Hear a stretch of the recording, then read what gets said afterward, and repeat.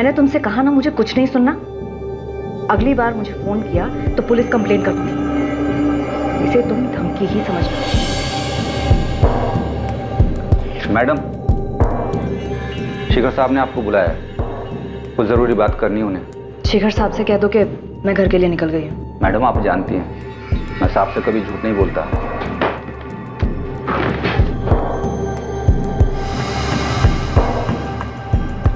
अब आपको झूठ बोलने की जरूरत नहीं है।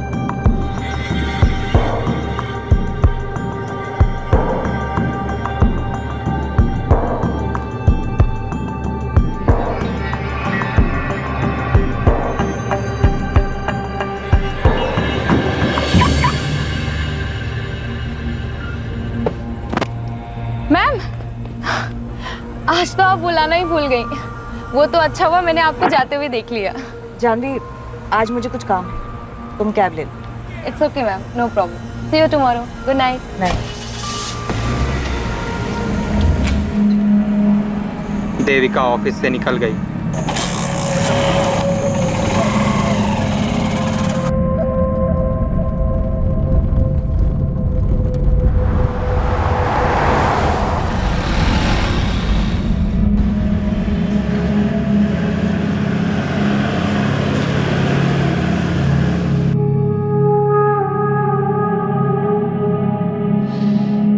हाँ, वाह क्या खुशबू है देविका।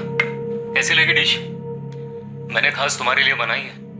बस तुम घर जल्दी आ जाओ, हम लोग साथ में खाना खाएंगे। पुरुषोत्तम तुम खा लो, मैं शिखर के साथ खा चुकी हूँ। देविका, पूरे दिल्ली में तुम्हें ऐसा लजीज चिकन कहीं नहीं मिलेगा। ये स्वीट हस्बैंड बनने वाला ड्रामा बंद कर दो।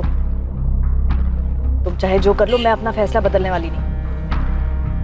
आज तक मैंने तुम्हारी हर घटिया हरकत नजरअंदाज की, लेकिन इस बार तुमने हमारी प्रॉब्लम्स पे विद्युत को लाकर ठीक नहीं किया। तो मैं और क्या करता? तुम तो मेरी बात मानने से रोकी। मुझे लगा कम से कम तुम अपने बेटे की बात तो मानोगी। तुम अपनी मनमानी करती हो, बेटा यहाँ पे अपनी मनमानी करता है, और मैं तो यहाँ पे।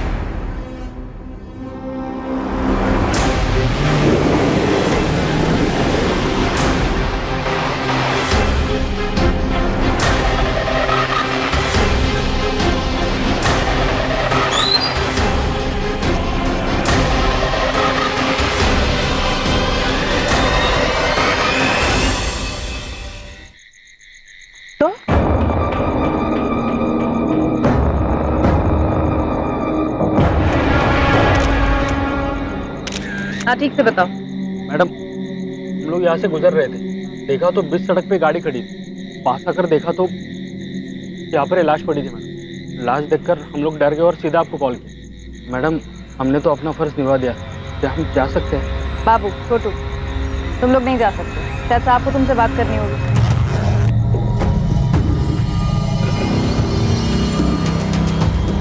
मैडम,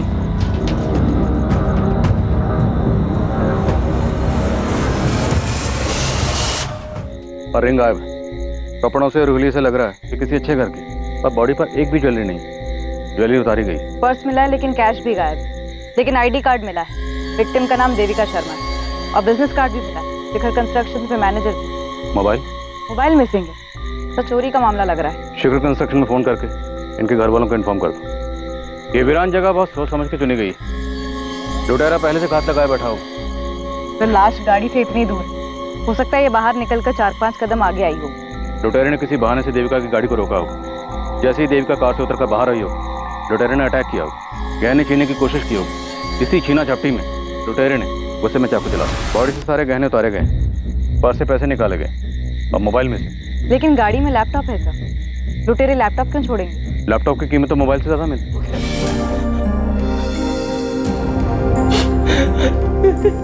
सर, किसने किया ये मेरी देविका के साथ?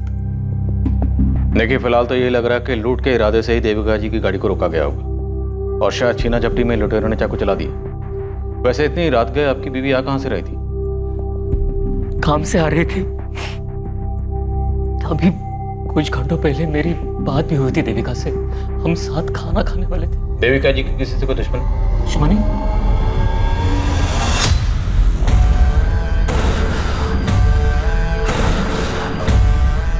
शिखर सर, देविका नहीं रही, छोड़ के चली गई वो।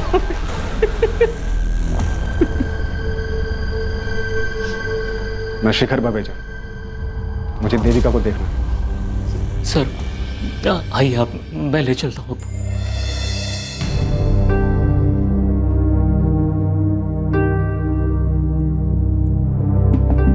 शिखर बवेजा मतलब शिखर कंस्ट्रक्शन के मालिक, राइट? जी सर, मेरी मम्मी के बॉस। बॉस होते हुए रातों रात दौड़े चले आए। काफी मानते होंगे देविका को। शिखर बवेजा बहुत बड़े आदमी है सर, और बड़े लोग सिर्फ अपने आप को मानते, जो मन में आया करते।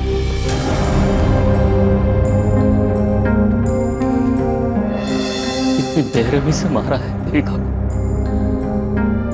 मैं बाहर हूं, मुझसे देखा नहीं जाता देविका को इस हालत में। पुरुषोत्तम जी, याद करिए, देविका का किसी से कोई झगड़ा हुआ हो, कोई अनबन रही हो? जी नहीं, देविका तो अपने काम से काम रखती थी। उसके लिए तो उसका अपना घर और उसकी जॉब, बस यही उसकी दुनिया थी। शिखर जी, देविका आपके साथ काम करती थी। कंस्ट्रक्शन लाइन जैसी कॉम्पिटिटिव फील्ड में अक्सर दुश्मनियां हो जाती हैं। क्या देविका की जान को किसी से खतरा था? खतरा मुझे था, दुश्मन मैंने पाले। और देविका पर इस तरह से हमला, तो हो सकता है आपके दुश्मनों में से किसी ने आपको चोट पहुंचाने के लिए ये सब किया। किसी में इतनी हिम्मत नहीं है कि शिखर बवेजा को चोट पहुंचा सके। मगर फिर भी अगर किसी ने ये जुर्रत की है तो उम्मीद करता हूं कि जल्द से जल्द आप उन्हें गिरफ्तार कर लें। आप बेफिक्र रहिए, हम पूरी कोशिश करेंगे। कोशिश नहीं, मुझे रिजल्ट्स चाहिए, और वो भी जल्दी।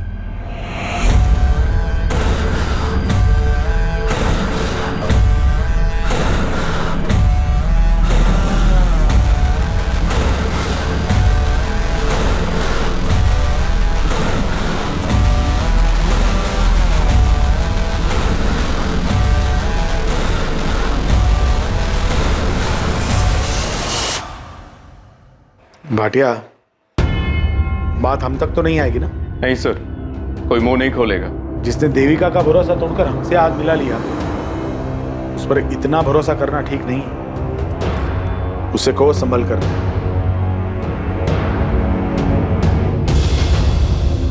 अविनाश, ये न्यूज़ देखी तुमने?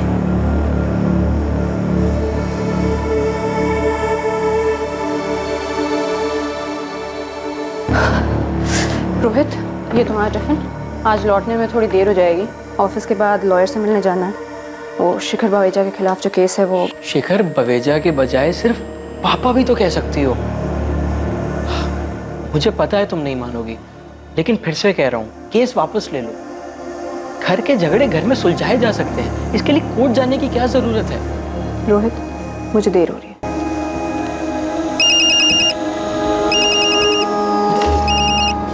हेलो, सिद्धांत चाचा। प्रगति बेटा, अब तुम्हारी माँ अपने घर जा सकती है। रास्ते कांटा हट चुका है। मतलब? देविका नहीं रही। ये क्या बोल रहे हैं आप? अब बुरे का अंजाम आखिरकार बुरा ही होता है। बहुत भयानक मौत मरी देविका। अच्छा, जाके सावित्री भाभी से बात करो कि उनकी प्रार्थना सफल हो गई। माँ से? जी जी चाचा।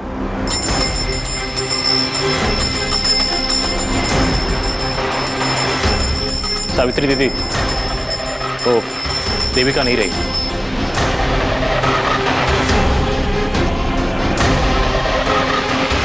शिखर कंस्ट्रक्शंस की मैनेजर देविका शर्मा की हत्या पर लोगों की अलग अलग प्रतिक्रियाएं थी। कुछ लोग वाकई देविका की मौत से दुखी थे और कुछ लोगों को राहत महसूस हुई थी। देविका शर्मा की जिंदगी के कई पहलू अभी सामने आने बाकी थे।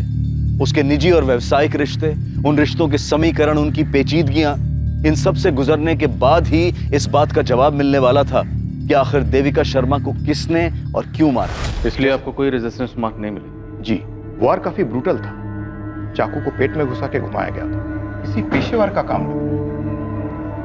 मुमकिन है सुपारी दी गई हो और हमलावर का इरादा जान से मारने का ही रहा होगा। कि अगर चोरी का इरादा होता तो लैपटॉप क्यों छोड़ते? जो गहने लूटे गए वो काफी कीमती थे। देविका के पति पुरुषोत्तम ने बताया कि गहने 1-1.5 लाख के थे। और कैश कितना था? कैश तो 2-3 हज़ार से ज्यादा नहीं रखती थी, लेकिन मोबाइल 80 हज़ार का था। IMEI ट्रैकिंग पर डालने के लिए बोल दिया है। उस एरिया के जितने भी हिस्ट्री शीटर्स हैं सबको राउंड ऑफ करो। जैन सर। जी सर। यस सर, मैं अपडेट करता रहूंगा सर। Thank you. कमिश्नर साहब, ये शेखर बवेजा हम पर प्रेशर डलवाना चाह रहा है। सर, देविका के पति पुरुषोत्तम से ज्यादा तो इसका बॉस शिखर बावेजा उछल रहा है। विद्युत बेटा जल्दी करो, तुम्हें कॉलेज छोड़ के मुझे मीटिंग के लिए पहुंचना है। शिखर अंकल वेट कर रहे होंगे मेरा। चाबी कहाँ रख दी मैंने? मम्मी, चाबी। आप भी ना दिन पे दिन भुलक्कड़ होती है। वैसे मेरे पास एक आइडिया है। क्या? आप ना मुझे एक बाइक दिला दो, फिर ना मेरी वजह से आपको देर होगी और ना शेखर अंकल को आपकी वजह से। अच्छा बहाना है बाइक लेने का। चलो जल्दी। मम्मी तुम बेकार में ही डर रही हो। मैं तो कभी 60 की स्पीड भी क्रॉस नहीं करता और सारे ट्रैफिक रूल्स भी फॉलो करता हूँ। और ये मत सोचना किसी लड़की को इंप्रेस करने के लिए बाइक मांग रहा हूँ। अच्छा तो फिर बाइक लेने का फायदा ही क्या? ये मेरी बाइक की चाबी। तुम्हारा advance birthday gift. Yes, you are the best mummy, my super mom. Vidyut बेटा, कुछ खा ले। मुझे नहीं खाना, आप खा लो। तुम नहीं खाओगे तो मैं कैसे खा पाऊंगा? हाँ? अच्छा बेटा सुन, शिखर सर से मेरी बात हुई। क्या? आप सबसे पहले तो ये शिखर सर बोलना बंद करो। वो मम्मी के बॉस थे, आपके बॉस नहीं। और क्या जरूरत थी आपको उनसे बात करने की? उनकी मनमानी की वजह से ही तो ये सब बिगड़ा था। बेटा, बड़े लोग मनमानी करते हैं क्योंकि उनकी मनमानी चलती है। और तू पुरानी बातें भूल जा। शिखर सर ने कहा है तू चाहे तो वहां फिर से काम शुरू कर सकता है। आपको जरा भी शर्म नहीं आती क्या पापा? आपके अंदर थोड़ा भी सेल्फ रिस्पेक्ट है भी या नहीं? विद्युत बेटा, कुछ खा तो ले। ठीक है कमिश्नर साहब, आई होप आपके ऑफिसर्स आपके किए हुए प्रॉमिस को निभाएंगे। Thank you sir. मैं आप सभी से सिर्फ एक बात कहना चाहता हूं, देविका अब नहीं है, लेकिन ये कंपनी है, और ये कंपनी जितनी मुझे अजीज है उतनी ही देविका को भी थी। शिखर कंस्ट्रक्शंस का नाम हमेशा शिखर पर ही रहना चाहिए। यही देविका को हमारी श्रद्धांजलि होगी। जानवी, देविका की जितनी भी फाइल्स हैं मेरे केबिन में लेकर आओ। जी सर।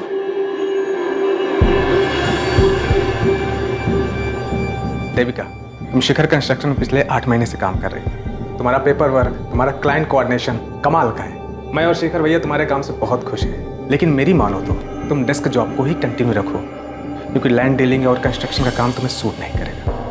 सिद्धांत बिल्कुल ठीक कह रहा है, और वैसे भी तुम्हारा बेटा विद्युत अभी छोटा है और घर और काम को एक साथ एडजस्ट कर पाना आसान नहीं है। इसलिए जितनी तुम्हारी कैपेसिटी है उतना ही काम हाथ में लो। सर, मेरी कैपेसिटी मुझसे बेहतर और कौन जान सकता है? लेकिन टाइम कैसे मैनेज करोगी देविका? दोनों में से एक के साथ कॉम्प्रोमाइज होगा, और मुझे डर है कहीं वो मेरा बिजनेस ना हो। सर, ऐसा नहीं होगा। आप दोनों की तरह शिखर कंस्ट्रक्शंस को शिखर तक पहुंचाना अब मेरा भी सपना है।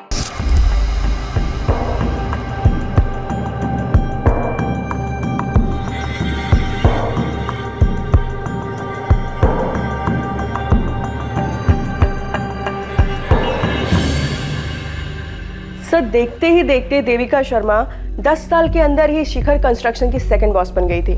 देविका शर्मा का डिसीजन मतलब फुल एंड फाइनल। उस पर फिर शिखर बावेजा भी कोई सवाल नहीं उठाता था। ये शिखर कंस्ट्रक्शन शेखर बवेजा और उसके भाई सिद्धांत बवेजा ने मिलकर शुरू किया था। तो अगर देविका सेकंड बॉस थी, सिद्धांत क्या था? सर, सिद्धांत की स्टोरी में ट्रेजेडी ही ट्रेजेडी है। इनफैक्ट सिद्धांत ने ही देविका को जॉब पर लगवाया था, लेकिन देखते ही देखते देविका इतनी आगे बढ़ गई कि शिखर अपने सगे भाई से ज्यादा देविका पे भरोसा करने लगा था। देविका, जवाब दो, कितने रुपए खिलाए तुमने टेंडर प्राइस जानने के लिए? सीधे से कहिए ना, रिश्वत दी। सिंपल। इसका मतलब तुम मानती हो कि तुमने रिश्वत दी? जी, दी। शिखर भैया, क्या रिश्वत आपके कहने पर दी गई?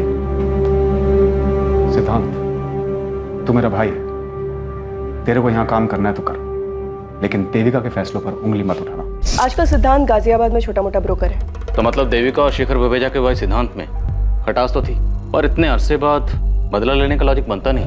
ये देविका का पति पुरुषोत्तम और बेटा विद्युत, उन पर क्या इन्फॉर्मेशन? 2 दिन दीजिए, पूरी हिस्ट्री निकाल के देती हूँ। जल्दी बता कर। देविका के जाने के बाद क्या हाल है शिखर भाई साहब के? पुलिस तो आएगी, लेकिन तुम्हें घबराने की जरूरत नहीं, मैं सब संभाल लूंगा। ऐसे नहीं चलेगा, मुझे पुलिस को सब कुछ बताना होगा। अविनाश, बेहतर यही होगा कि पहले तुम शिखर सर से बात करो। शिखर सर मेरी बात नहीं सुनेंगे। अपना भाई, अपनी बीवी, अपनी बेटी, उनकी नहीं सुनी, मेरी क्या होगा? तो और क्या रास्ता है?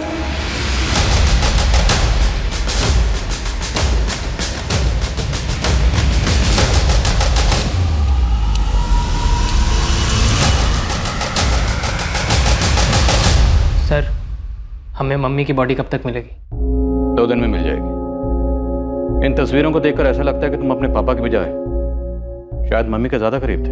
जी सर, इनफैक्ट मैं तो मम्मी को सुपर मॉम कहता था।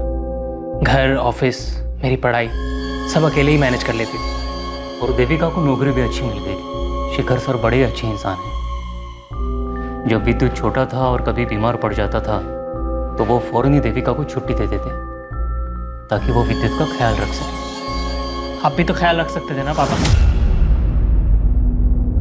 सर, ये देविका की फोटो, यही ज्वेलरीज वो रेगुलर पहनती थी। उस रात भी देविका ने यही नेकलेस और ईयररिंग्स पहने थे। रिंग की फोटो नहीं है? देविका के हाथ से रिंग भी तो गायब थी। वो रिंग देविका को 1 महीने पहले ही शिखर सर ने गिफ्ट दी थी। काफी महंगी थी। काफी दिलदार बॉस लगते हैं शेखर बवेजा जी। विद्युत का इस साल ग्रेजुएशन हो गया तो उन्होंने ट्रेनिंग के लिए उसे फौरन अपनी कंपनी में जॉब दे दी थी, लेकिन इसने पिछले महीने छोड़ दिया। छोड़ क्यों दे? बस सर मेरा मन नहीं लगा। हमारी मम्मी 10 साल से वहाँ काम कर रही थी। वो इतने दिलदार किस्म के बॉस हैं। हमारी मम्मी को महंगे महंगे तोहफे देते थे। कोई एहसान नहीं करते थे। इनफैक्ट मेरी माँ ने उनके ऊपर एहसान किया था। अपनी जान दाव पे लगाकर उनकी जिंदगी बचाई थी। मनोहर, कहाँ हो तुम? पार्किंग से गाड़ी लाने में इतना टाइम लगता है? गेट इट फास्ट, हम वेट कर रहे हैं। शिखर बवेजा उस दिन शिखर से भी ऊपर चले जाते और अपनी मनमानी करने के लिए जिंदा ना रहते अगर मेरी माँ ना होती। तुम बार बार एक लफ्ज का इस्तेमाल कर रहे हो, मनमानी। ऐसी क्या मनमानी की थी शिखर बवेजा ने? बिजनेस के नाम पर, पैसे के दम पर किसी का भी प्लॉट अपने नाम करवा लेना, अपनी बेटी से सिर्फ इसलिए रिश्ता तोड़ देना क्योंकि उसने अपने पसंद के लड़के से शादी कर ली, अपने सगे भाई को बिजनेस से बाहर निकाल देना, अपनी पत्नी और बेटे को घर से निकाल देना। ये सब मनमानी नहीं है तो और क्या है सर? विद्युत बेटा, ये शिखर सर का पर्सनल मामला है।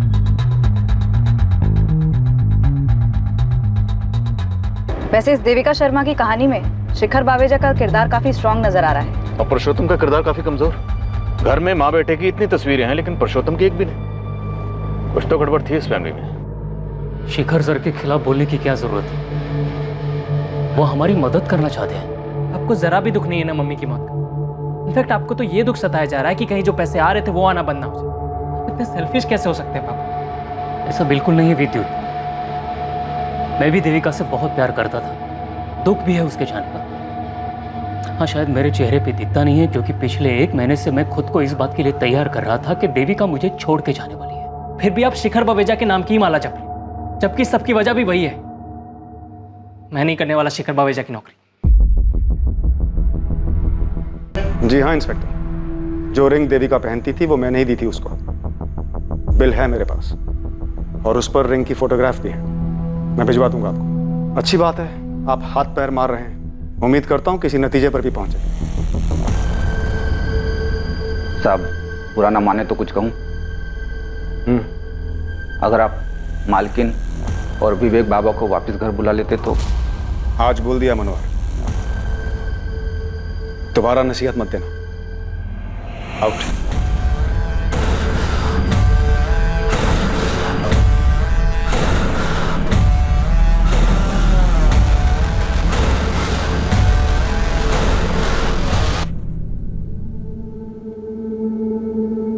शिखर, अब तो बता दो कि सरप्राइज क्या है।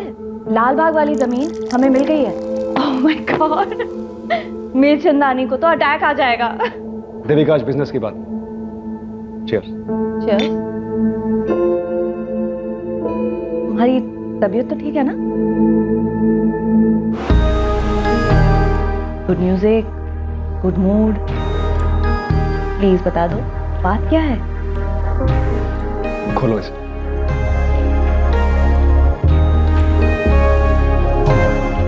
शादी करोगी मुझसे?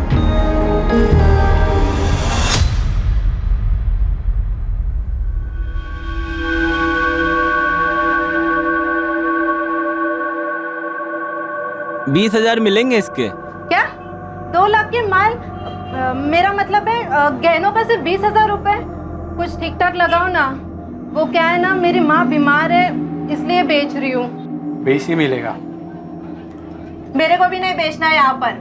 पत्थर के दाम पे हीरा खरीदने निकला है, कंजूस।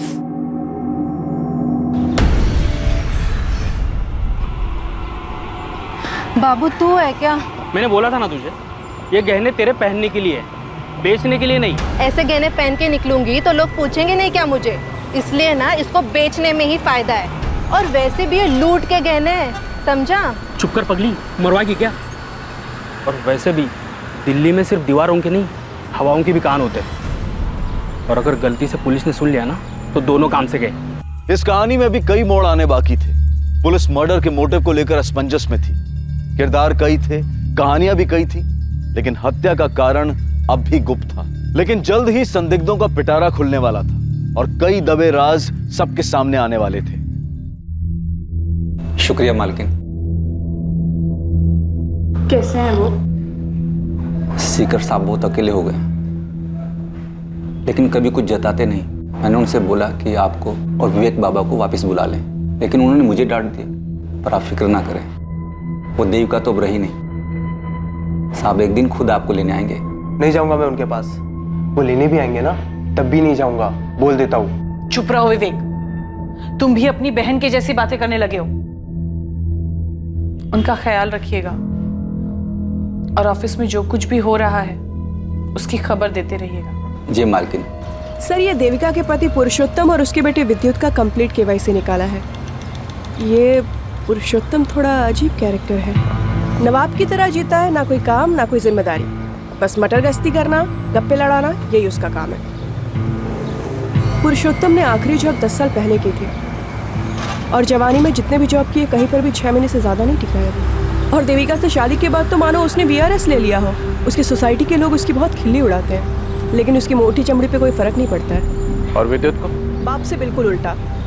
बात बात पे पटाखे फूटते हैं उसके दिमाग में। उसकी सोसाइटी के एक लड़के ने ही बताया था कुछ दिन पहले माँ बेटे में बहुत बड़ा झगड़ा हुआ था।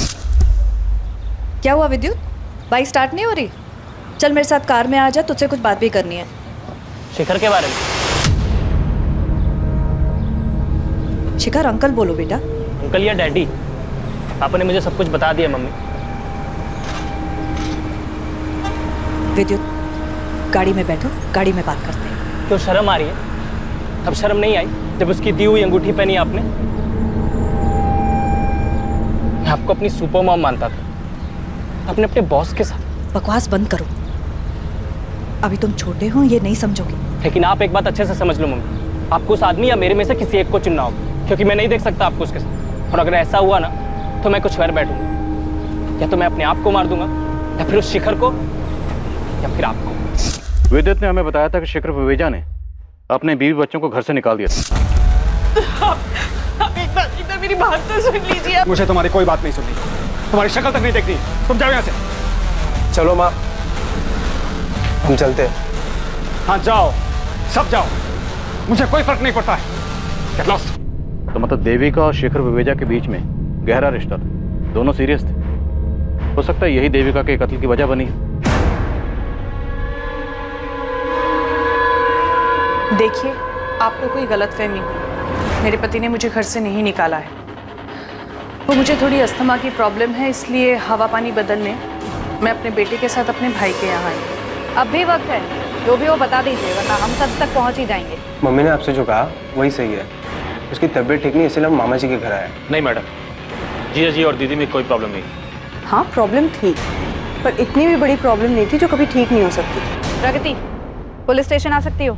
लेकिन आपकी माँ और भाई ये दोनों तो कह रहे हैं कि कोई प्रॉब्लम नहीं। झूठ बोल रहे हैं सब। मेरी माँ, मेरे मामा जी और कुछ हद तक मेरा भाई विवेक भी, सब डरते हैं शिखर बावेजा से। शिखर बावेजा? आप नहीं डरती अपने पापा से?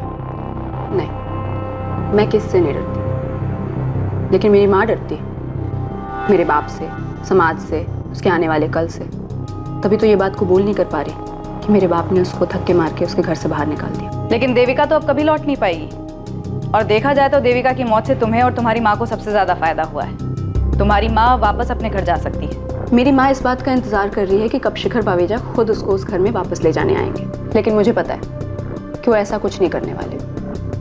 और मेरी माँ तो खुद कुछ करना नहीं चाहती। और जहाँ तक रही मेरी बात, मुझे सिर्फ उस पुश्तैनी घर से लेना देना है जहाँ से उसने मेरी माँ को धक्के मार के निकाल दिया उस देविका की वजह से, जिस पे मेरी माँ का हक है।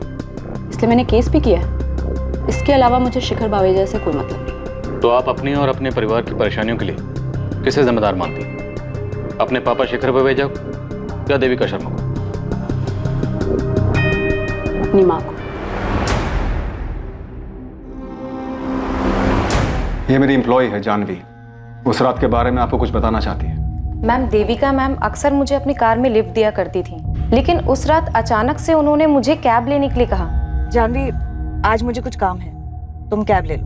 It's okay ma'am, no problem. और जब वो अपनी कार लेकर बाहर निकली तब मैं वहीं पर खड़ी थी और मैंने देखा कि जैसे ही वो अपनी कार लेकर निकली, उनकी कार के पीछे पीछे एक बाइक भी गई जो अविनाश की थी। कौन है अविनाश? अविनाश हमारी कंपनी में एक एम्प्लॉय था। कुछ दिनों पहले नौकरी से निकाला था उसे देविका ने। कंपनी के साथ फ्रॉड किया था उसने। अविनाश, ये दूसरा टेंडर है जो मीरचंदानी बिल्डर्स ने हमसे कम दाम पर भरा है। ये इत्तेफाक नहीं हो सकता। मैम, मैं आपका गुस्सा समझ सकता हूँ, लेकिन आप मुझ पे क्यों शक कर रही हैं? तो फिर डरने की क्या बात है? तुम अपना पासवर्ड बताओ, तुम्हारा ईमेल आईडी चेक करेंगे जैसे दूसरे एम्प्लॉइज का किया है। Avinash@123।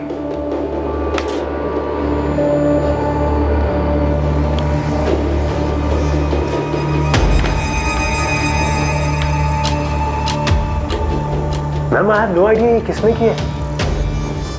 आई थिंक मेरा ईमेल अकाउंट हैक हुआ है।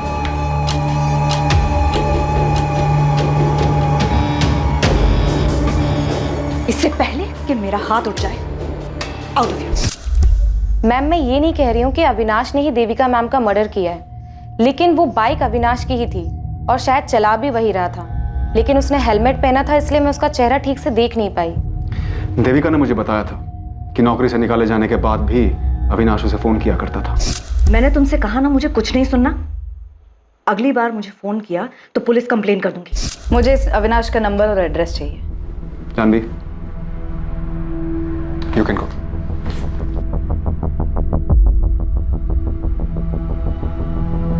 शिखर जी, हमने सुना है आपके भाई सिद्धांत ने देविका की वजह से आपका बिजनेस छोड़ा। गलत सुना है। सिद्धांत के जाने की वजह वो खुद था।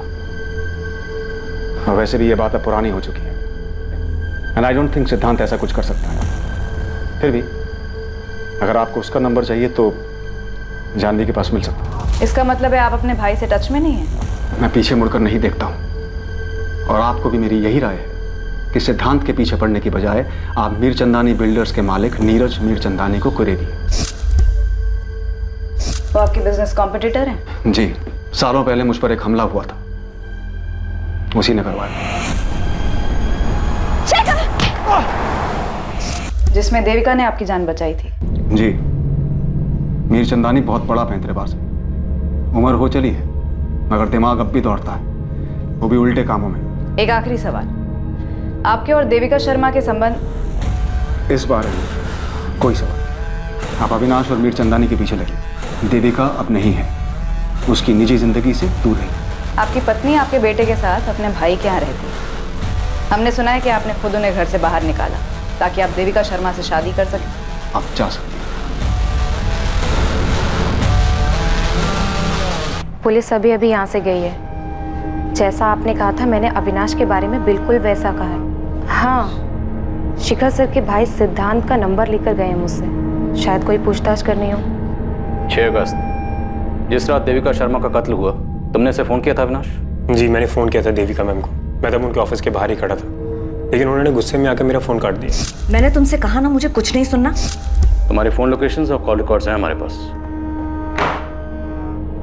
जिस रात देविका शर्मा का कत्ल हुआ, तुमने ऑफिस से देविका शर्मा का पीछा करना शुरू किया और जैसे ही उसकी गाड़ी एक सुनसान रास्ते पर पहुंची, तुमने उसकी गाड़ी को वहां पर रोका।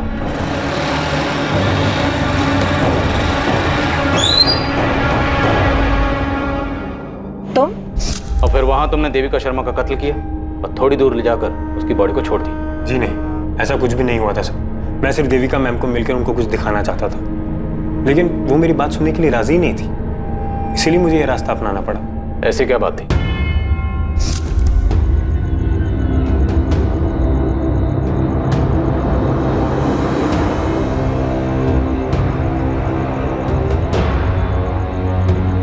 देविका मैम, अब यकीन हुआ आपको मेरी बात का? तुम कल ऑफिस आ जाओ, मैं सब ठीक कर दूंगी। लेकिन मेरी किस्मत खराब थी। उसी रात देविका मैम को किसी ने मार डाला। तुमने हमें बेवकूफ समझा, तुम हमें कोई भी झूठी कहानी सुनाओगे और हम यकीन कर लेंगे।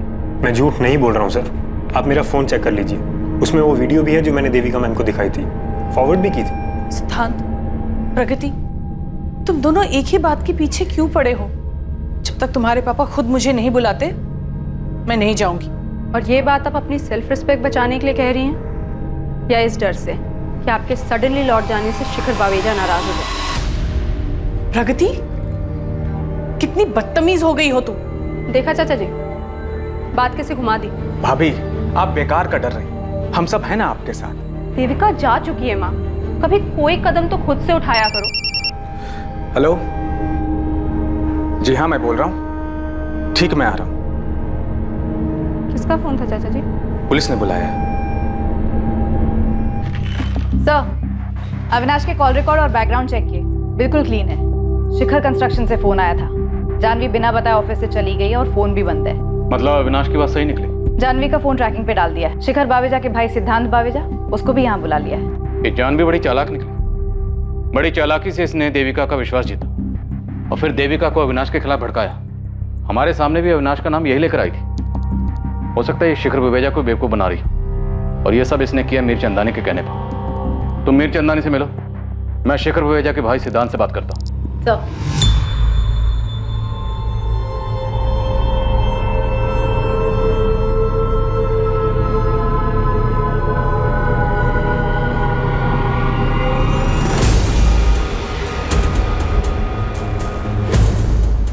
मीर चंदानी जी, कुछ कहना चाहेंगे इस वीडियो के बारे में? अब क्या कहूँ सर, लेकिन सच तो यही है कि मेरे सगे भाई शिखर बावेजा ने उस देविका के लिए मुझे बिजनेस से निकाल दिया। तो आपके साथ ये जो नाइंसाफी हुई उसके लिए गुस्सा तो आपको बहुत आया होगा, और ऊपर से शिखर और देविका शर्मा कहाँ से कहाँ पहुँच गए, इतने कामयाब हो गए। कामयाबी एक भ्रम है इंस्पेक्टर। शिखर को लगता है कि वो कामयाब है, देविका को भी कुछ ऐसा ही लग रहा था। लेकिन जरा दोनों के घरों में झांक के देखिए, शिखर अकेला रहता है, ना अपनी बीवी का रहा और ना देविका का। और देविका के साथ क्या हुआ वो तो आप जानती ही हैं। और इसे आप अपनी कामयाबी मान रहे हैं। देविका की सुपारी देकर आपको क्या फायदा हुआ? सुपारी? मैंने रिश्वत देने के नाम पे कंपनी छोड़ दी और आप सुपारी देने की बात कर रहे हैं? मैं उसूलों वाला आदमी हूँ सर। बिजनेस में उसूल तो आप मानते नहीं। जानवी का इस्तेमाल किया। मेरे बारे में कई सारी अफवाहें फैली हैं मार्केट में, लेकिन ये मर्डर करवाना मेरा तरीका नहीं है। मैं खिलाने पिलाने में यकीन रखता हूँ। देखिए, जानवी ने जो किया अपनी मर्जी से किया और उसकी बराबर कीमत मिलती रही उसे। और जानवी की मदद से नए कॉन्ट्रैक्ट पाने में हम हमेशा शिखर से आगे रहे हैं। तो देविका को मरवा के मुझे क्या फायदा होगा? सर, देविका के मरने से मुझे कोई फायदा नहीं, और वैसे भी मैं भैया के साथ बिजनेस करना चाहता ही नहीं हूँ। मैं तो बस इतना ही चाहता हूँ कि सावित्री भाभी और विवेक वो अपने घर वापस चले जाएं और शिखर भैया प्रगति को फिर से अपना ले। जब से उसने लव मैरिज किया है तब से भैया ने सारे रिश्ते उसके साथ तोड़ दिए। तो आपको क्या लगता है देविका शर्मा के मरने से सबसे ज्यादा फायदा किसे हुआ होगा? शिखर बावेजा को। देविका उससे रिश्ता तोड़ना चाह रही होगी और शिखर ने उसके लिए अपने परिवार को घर से बाहर निकाल दिया। शिखर एक बहुत ही इगोइस्टिक इंसान है, उसे मंजूर नहीं कि कोई उसे ना कहे और इसीलिए उसने देविका को मरवा दिया। शायद देविका का पति पुरुषोत्तम, अगर शिखर भैया और देविका ने शादी कर ली होती तो सबसे ज्यादा नुकसान पुरुषोत्तम को होता, क्योंकि वही है जो अपनी बीवी की कमाई पे सालों से पल रहा था। सब अपनी कहानी अपनी सोच बयां कर रहे थे, सच की राह में झूठ की धूल उड़ा रहे थे ताकि सभी अपना सच ढक सके। लेकिन देविका शर्मा के मर्डर का सच सामने आने वाला था। लालच की वजह से हुई एक चूक इस केस का रुख बदलने वाली थी। 50,000 गिनने में कितना टाइम लगता है? जल्दी करो ना, माँ बीमार है मेरी। अरे कहाँ लेकर जा रहे हो? मैंने कुछ नहीं किया है। साहब मैंने उस औरत को नहीं मारा था, मैंने बस उसके गहने चुराए। करके जा रहे थे क्या? पर्स में मोबाइल और पैसे थे, वो छोटू ने रख लिए और अपने गांव बेगूसराय चला गया। मैंने गहने लिए, सोचा कि अपनी बीवी रमा को दे दूंगा। गहने पैसे सब कुछ लेकर गए। और लैपटॉप वो कहीं छोड़ा था? लैपटॉप जेब में आता नहीं ना, इसलिए छोड़ दिया। वो उस दिन हम लोग आपसे बात कर रहे थे ना, तो गहने और पैसे हमारे जेब में ही थे। और चाकू? चाकू कहाँ था? कौन सा चाकू साहब? हम लोग ने कोई खून नहीं किया। यकीन मानिए साहब, मैं सच बोल रहा हूँ। देख बे, जब तक सच नहीं बोलेगा ना तू यहां से जाएगा नहीं। और तेरा पार्टनर छोटू, उसका पता बोल। बोल।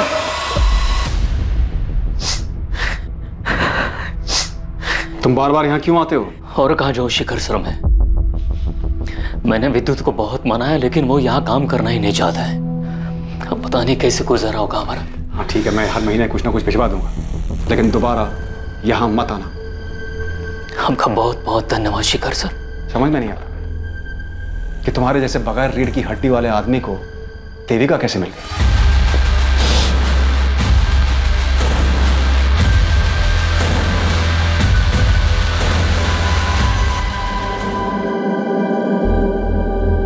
ये रिंग कब ली? शिखर ने दी। प्रपोज किया है, शादी करना चाहता है। तुमने क्या कहा? अभी कुछ जवाब नहीं दिया। सोच रही हूँ हाँ कह दूँ। वो विद्युत को अपनाने के लिए तैयार है। और मेरा क्या होगा? पुरुषोत्तम, अपने बलबूते पर चलना सीख लो। मुझे जितना जलील करना है कर लो, पर मुझे छोड़ने की बात मत करना। छोड़ो मुझे पुरुषोत्तम, मैंने कहा छोड़ो। विद्युत की वजह से अभी तक सोच रही हूँ। अगर बात हमारी होती तो कब का डिसाइड कर चुकी हूँ। इस बाबू की धुलाई में कोई कसर नहीं छोड़ी, लेकिन वो अभी भी अपनी बेगुनाही की रट लगा रहा। रात देविका का सामना अविनाश से भी हुआ था, लेकिन उसके खिलाफ भी कोई सबूत नहीं मिला है। बाबू अविनाश दोनों के कॉल रिकॉर्ड्स क्लीन है और बाबू का कोई क्रिमिनल रिकॉर्ड भी नहीं, तो मतलब पक्का ये कोई पर्सनल मामला। पर्सनल मामलों की जानकारी कोई करीब ही दे सकता है। साहब मैं जाता हूँ।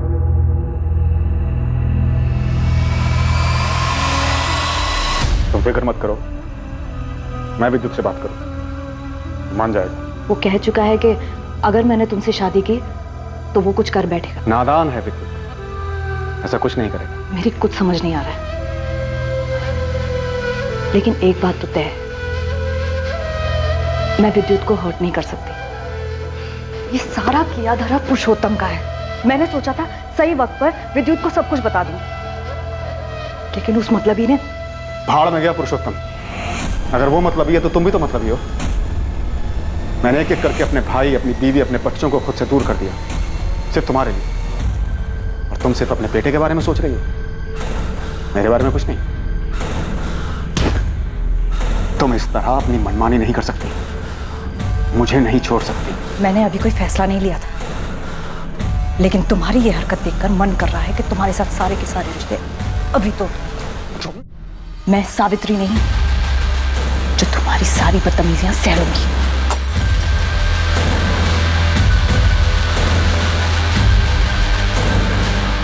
सर ये बाबू जिसे आपने पकड़ा है, क्या इसने मारा है मेरी मम्मी को? मुमकिन है, पर हमारे पास कोई सबूत नहीं है। विद्युत, एक बात बताओ, जब तुम्हें यह पता चला होगा कि तुम्हारी मम्मी शिखर बवेजा से शादी करने वाली है, उस वक्त तुम्हें बहुत बुरा लगा होगा, गुस्सा भी बहुत आया होगा। जी सर, गुस्सा तो मुझे बहुत आया था, पर मुझे पूरा यकीन था कि मेरी मम्मी मुझे छोड़कर कभी नहीं जाएगी। सर मुझे तो लगता है ये शिखर बवेजा ने ही मेरी मम्मी को मरवा दिया, क्योंकि मम्मी ने उसे मेरी वजह से मना कर दिया होगा। पर यह भी तो हो सकता है कि तुम्हारे पापा पुरुषोत्तम ने तुम्हारी मम्मी को मरवाया, क्योंकि अगर तुम्हारी मम्मी शादी करके शिखर बवेजा के पास चली जाती, तुम्हारे पापा पुरुषोत्तम, उनकी सारी ऐशो आराम खत्म हो जाती।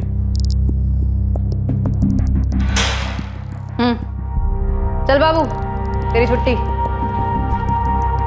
सच में मैडम, वो खूनी मिल गया आपको? हाँ मिल गया, तू जा।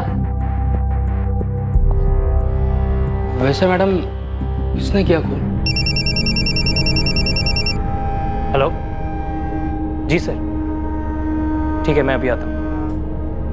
लेकिन खून किया किसने? जी जी पापा भी यहीं हैं, उनको भी लेके आता हूँ। ये सब क्या है इंस्पेक्टर? आपने मेरा टाइम वेस्ट करने के लिए मुझे यहाँ पर? सर मेरी मम्मी को किसने मारा है?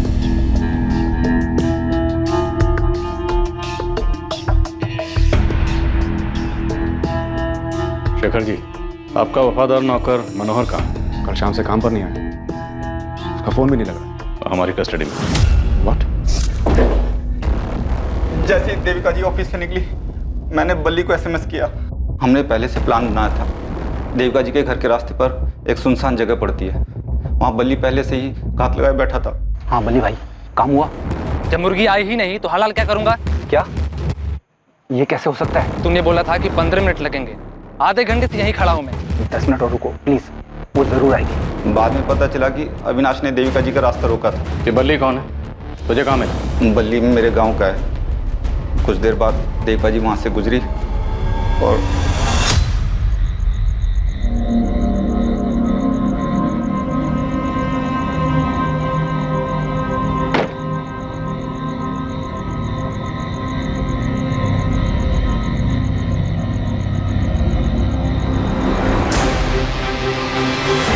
किसके कहने पर किया ये सब? मालकिन को उनका घर मिल जाए इसलिए कि हमने ये। सावित्री के कहने पर? नहीं साहब। तो किसके कहने पर? प्रगति, तुम्हें लगता था कि देविका के चले जाने से तुम्हारी माँ को उनका घर, उनका पति वापस मिल जाएगा, इसलिए सब किया? हाँ, और ऐसा हो भी जाता अगर आप लोग बीच में ना आते थे। आप लोगों से कोई शिकायत नहीं है मुझे। आप लोग तो अपनी ड्यूटी कर रहे थे, कोई मनमानी नहीं, जैसे शिखर बावेजा ने की मुझ पे, मेरी माँ और मेरे भाई पे। जब मैंने अपने पसंद के लड़के से शादी करनी चाहिए तो उसने मुझसे सारे रिश्ते तोड़ दिए, लेकिन जब देविका से रिश्ता जोड़ना था तो मेरे भाई और मेरी माँ को घर से निकाल दिया। मुझसे ये बर्दाश्त नहीं। और तुमने मनोहर के जरिए देविका को मरवाने की सुपारी दी। और क्या करती मैं? जिंदगी भर अपनी माँ को रोते हुए उदास देखती। और तुमने मनमानी करने की सोची? चाहे जितना ही मना करूं, पर हूं तो शिखर बावेजा की बेटी ही ना। शायद मनमानी खून में दौड़ती है। शेखर बवेजा ने तुम्हारे साथ, तुम्हारे भाई के साथ, तुम्हारी माँ के साथ ज्यादती की, पर देविका का कत्ल करके तुम कातिल बन गई। अपनी तो जिंदगी बर्बाद की ही की, साथ में मनोहर की जिंदगी भी बर्बाद कर दी। एक बार मुझसे तो कहा होता हम मिलके तुम्हारे माँ और भाई को संभाल ले। गलती मेरी है, मैंने ही इसकी बात नहीं मानी। हिम्मत करके मुझे शिखर को छोड़ देना चाहिए था। शायद अपने दुख के आगे मैं ये समझ ही नहीं पाई कि मेरे दुख का मेरे बच्चों पे क्या असर पड़ रहा है। मुझे माफ कर दे प्रगति।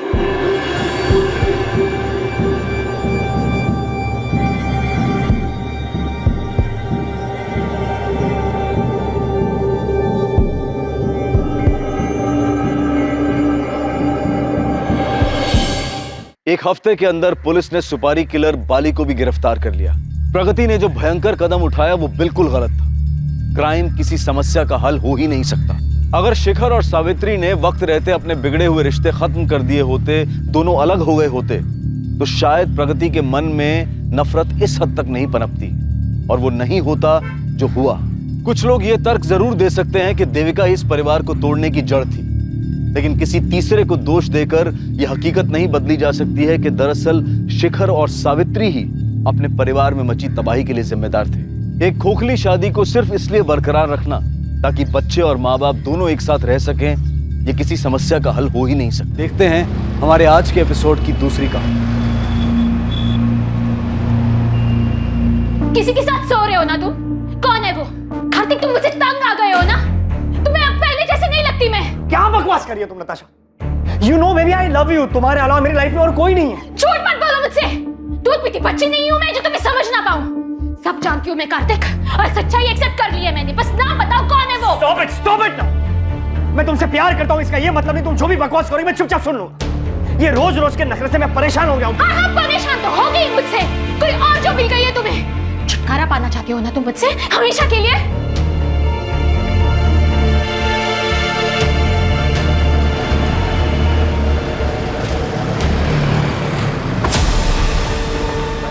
अरे कार्तिक सुन।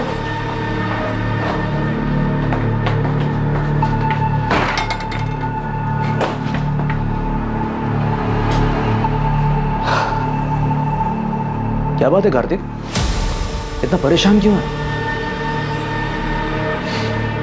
नताशा, वो औरत मेरी जान लेकर रही, उसके सवाल कभी खत्म ही नहीं होते। कहाँ गए थे, किसके साथ थे, इतनी देर क्यों हुई, और आज तो किसके साथ सो रहे हो? एक मिनट का सुकून नहीं घर पर। इसे आराम से समझाने की कोशिश कर, शायद मान जाएगी। अरे वो कुछ सुनने को तैयार हो तब जाके समझाओ ना यार। तंग आ गया हूँ उससे। मैंने डिसाइड कर लिया, इस बात का सॉल्यूशन निकालना ही होगा। बीमारी का इलाज जड़ से हो तो ही अच्छा है। अभी नताशा की बात को छोड़, वो रूम नंबर 7 वाली मिसेस मेहरा, उसका क्या करना है यार? जबरदस्ती ऑपरेशन की बात कर रही है वो।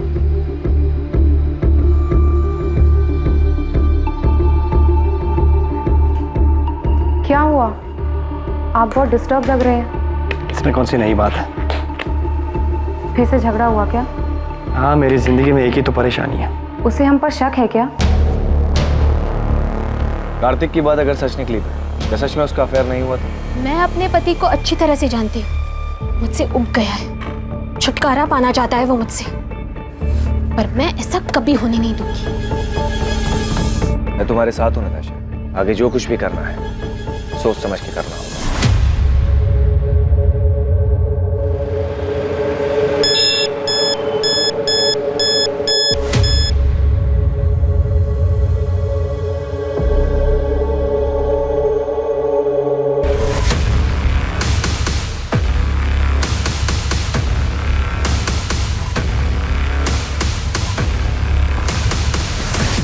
ये रहा तुम्हारी चीटिंग का सबूत। अब क्या कहना है तुम्हें? ये तुम्हें कहां से मिला? झूठ है ये। अब तो झूठ बोलना बंद करो कार्तिक। यकीन करो मेरा नताशा, ये नकली तस्वीरें हैं, मॉर्फ की हुई तस्वीरें। किसी ने तुम्हें बहकाने के लिए भेजी, ट्रस्ट मी। तुम मुझे बेवकूफ बना रहे थे कार्तिक। अब तुम देखना तुम कैसे बर्बाद करती हो। अब धमकी दे रही हो तुम मुझे? तुम्हें जो समझना है तुम समझ लो। तुम भी सुन लो, मैं ऐसा होने नहीं दूंगा।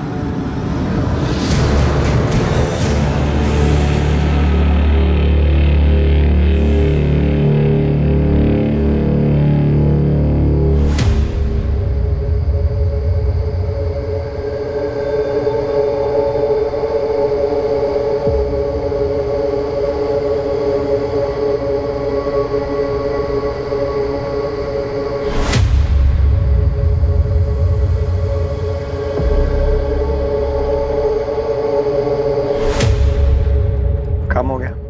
हाँ, हो गया। किसी को पता तो नहीं चलेगा ना? नहीं, किसी को शक भी नहीं हुआ।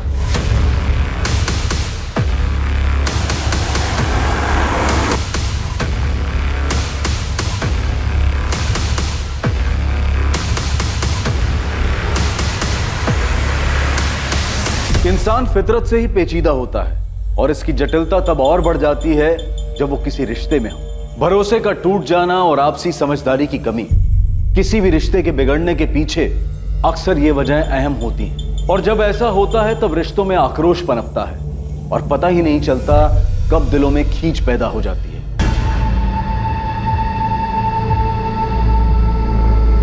सर, विक्टिम को स्टैप किया गया, गला दबाने के निशान भी साफ दिखाई दे रहे हैं और चेहरा भी बिगाड़ दिया गया ताकि विक्टिम की पहचान को छुपाया जा सके। बॉडी पर और कोई भी जेवर नहीं सिवाय इस ब्रेसलेट। इसका लॉक खुलना बहुत मुश्किल है। मुझे लगता है कातिल जल्दबाजी में इसे छोड़कर भाग गया। इस मर्डर का मकसद तो लूटपाट ही दिखाई दे रहा है। ये देखिए सर, बॉडी को पोस्टमार्टम के लिए भेज दो और मर्डर केस फाइल कर दो। सर, मैं पास की सोसाइटी में रहता हूँ। मैं बालकनी पे खड़ा था, मैंने देखा कि एक वाइट कलर की वोजन 800 कार जो है झाड़ियों के पास रुकी। उसमें से 2 आदमी उतरे और दोनों ने मिलकर एक बंडल को जो है नीचे फेंका। कौन थे वो दोनों? पहले कभी देखा उनको? रात बहुत थी, ऐसे भी ये जगह मेरी बालकनी से बहुत दूर है, मैं देख नहीं पाया। और कुछ देखा था? कार का नंबर या और कुछ?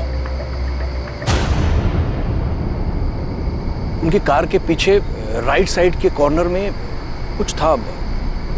डिजाइन तो समझ नहीं आया, लेकिन कुछ रेडियम सा चमक रहा था, स्टिकर या समथिंग। कुछ और याद आ जाए तो हमें बता देना। चाहिए? जी सर। प्रधान, सबसे पहले हमें विक्टिम की आइडेंटिटी का पता लगाना है। सभी पुलिस स्टेशन में मिसिंग कंप्लेंट चेक करो।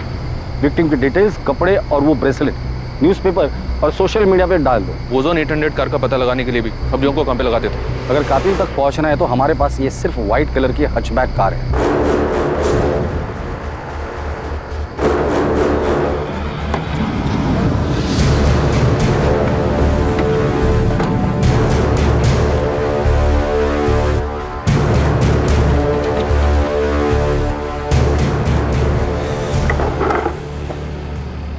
राजीव, किसी को शक तो नहीं होगा ना कि ये गाड़ी मेरी थी? तो टेंशन मत ले। अगर हम शांत रहेंगे ना तो किसी को कुछ नहीं पता चलेगा, समझा? और ये गहने का क्या करना है? तू रख।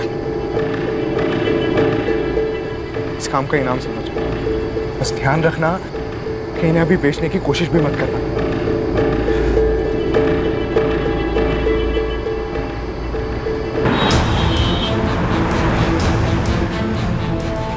मुखबिरों को भी सक्रिय कर उस रेडियम स्टिकर वाली वोजान 800 कार का पता लगाने के लिए कहा गया, जिसका इस्तेमाल विक्टिम की लाश को ठिकाने लगाने के लिए किया गया था।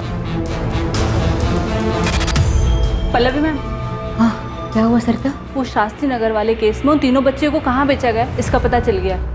किसी चांद बेगम के कोठे पे हैं वो तीनों, डीबी रोड के रेड लाइट एरिया में। तुम ऐसा करो, अंजलि और पूजा से बात करो, उनसे कोऑर्डिनेट करके उन्हें कहो कि डायरेक्टली स्पॉट पर ही पहुंच जाए। मैं इंस्पेक्टर सिंह से बात करती हूँ, इस बार हमें तुरंत रेड करनी पड़ी। Okay ma'am. विक्टिम की एज 28 और 32 साल के बीच की है। टोटल 4 बार उसे स्टैब किया गया है। मर्डर वेपन जैसे कोई तेज धार वाला हथियार जैसे चाकू। स्टैबिंग के साथ साथ विक्टिम का गला भी दबाया गया है। दम घुटने की वजह से विक्टिम की मौत हुई है। कातिल नहीं चाहता था कि विक्टिम किसी भी हालात में जिंदा बचे। बॉडी पर काफी स्ट्रगल मार्क्स है, जैसे विक्टिम ने काफी हाथ पैर मारे होंगे, लेकिन उसे काबू में करने के लिए एक आदमी काफी नहीं होगा। इसलिए ऐसा लग रहा है कि हत्यारे एक से ज्यादा होंगे, but I am not sure. कोई सेक्सुअल असॉल्ट? नहीं, but victim was sexually active. मौत का समय क्या होगा? कल रात 10 और 12 के बीच। और जल्द ही उनका इंतजार खत्म हुआ और ऐसी एक खबर ने उनके दरवाजे पर दस्तक दी। सर मुझे पक्का यकीन है कि ये मेरी पड़ोसी नताशा है, नताशा गिल। मैंने कई बार उसे इन कपड़ों में देखा है। कपड़ों के साथ साथ ये जो गोल्डन ब्रेसलेट आप देख रहे हैं, ऐसा सेम ब्रेसलेट नताशा के पास था। आप श्योर हैं कि ये नताशा का ही है? हाँ सर, मैं पूरी तरीके से श्योर हूँ, क्योंकि उसी का ब्रेसलेट देखकर मैंने खुद के लिए सेम ब्रेसलेट बनवाया था। ये देखिए। Wow Natasha, such a beautiful bracelet. Thank you. मैंने ना स्पेशली डिजाइन चूज करके बनवाया था। क्या मैं सेम डिजाइन का ब्रेसलेट खुद के लिए बनवा दूं? Sure, why not. आपने बताया कि नताशा आपके पड़ोस में रहती है? हाँ सर, इनफैक्ट यहाँ आने से पहले मैंने नताशा के घर जाकर चेक भी किया था।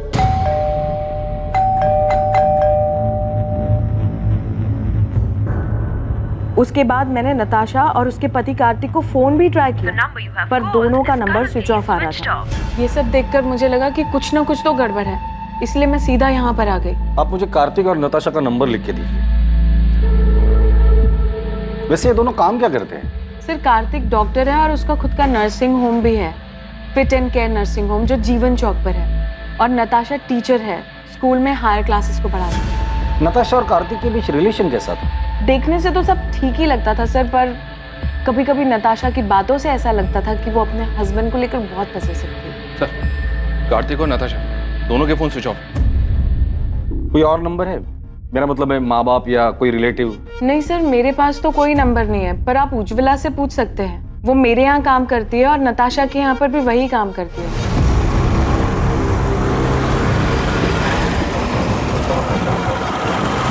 हाँ साहब, मैं ही नताशा दीदी और कार्तिक साहब के घर काम करने जाती हूँ। आज सुबह भी गई थी, उनका घर बंद था, लेकिन अक्सर ऐसा होता है कि वो लोग काम के लिए जल्दी निकल जाया करते थे, इसलिए साहब मुझे कुछ भी अजीब नहीं लगा। नताशा और कार्तिक के घर वालों के बारे में कुछ जानती हो? किसी का नंबर या पता है तुम्हारे पास? पता तो नहीं मालूम, लेकिन नताशा दीदी के माँ बाप गुरुग्राम में ही कहीं रहते हैं। उनकी माँ का नंबर है मेरे पास।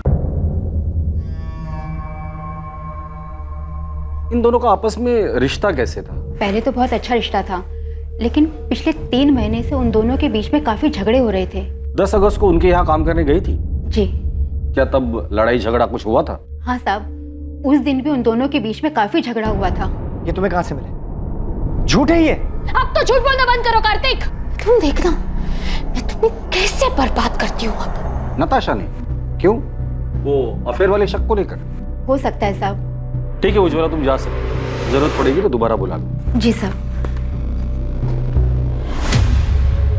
साहब, वो जो लाश है सच में नताशा दीदी की है? देखो, जब तक नताशा के परिवार वाले आके लाश को पहचान नहीं लेते हम कुछ नहीं कह सकते। नताशा के पेरेंट्स से बात हो गई है, वो डेड बॉडी की पहचान करने के लिए हॉस्पिटल आ रहे हैं। लेकिन सर, कार्तिक के बारे में उन्हें भी कोई खबर नहीं है। अगर वो लाश नताशा की है तो बड़ी अजीब बात है। बीवी को मरे 2 दिन हो गए और पति गायब है। या तो कार्तिक भाग गया है या फिर उसके साथ भी कुछ हुआ है। ईशा, तुम्हारा असाइनमेंट कंप्लीट हुआ? कल तुम्हारी लास्ट डेट है ना? नहीं माँ, क्यों? और तुम कॉलेज भी नहीं गई आज? मेरा मन नहीं हो रहा था। अच्छा माँ, वो पापा से बात हुई? नहीं, और मुझे उनसे कोई बात करनी भी नहीं। अच्छा ठीक है बैठो, खाना खाओ। वो तुम्हारे पापा हैं, तुम उनसे बात नहीं करोगी तो सब क्या कहेंगे? जिसे जो बोलना है बोलने दो माँ, मुझे कोई फर्क नहीं पड़ता। जो कुछ भी हुआ है उसे अब पीछे छोड़कर आगे तो बढ़ना पड़ेगा ना। ईशा, मैं तुमसे बात कर रही हूँ, फोन साइड में रखो। माँ, आपने ये मैसेज देखा क्या? ये आपकी बेटी नताशा के? नताशा के बाई एड़ी में काला निशान है, बचपन से।